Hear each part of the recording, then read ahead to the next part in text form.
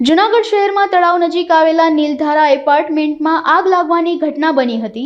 નીલધારા એપાર્ટમેન્ટના block number 309માં બપોરના સમયે બેડરૂમના એસીમાં શોર્ટ સર્કિટ થવાના કારણે આગ લાગી હતી। ત્યારે તળાવ ગેટ પાસે ફરજ પર હાજર ટ્રાફિક પોલીસ અને ટીઆરપી જવાનની સરાહનીય કામગીરી સામે આવી હતી। ટીઆરપી જવાન ચેતન રાઠોડ અને ભગીરથસિંહ ડોડિયાને નીલધારા એપાર્ટમેન્ટમાં આગ લાગ્યાની જાણ થતાં તેઓ ઘટના સ્થળે પહોંચ્યા હતા અને સંપૂર્ણ આગની ઘટનાનો ચિતાર મેળવ્યા બાદ ફાયર વિભાગને જાણ કરી હતી, જેને પગલે જૂનાગઢ મહાનગરપાલિકાના ફાયર વિભાગની ટીમ તાત્કાલિક ઘટના સ્થળે પહોંચી હતી અને આગ પર સંપૂર્ણ કાબુ મેળવ્યો હતો।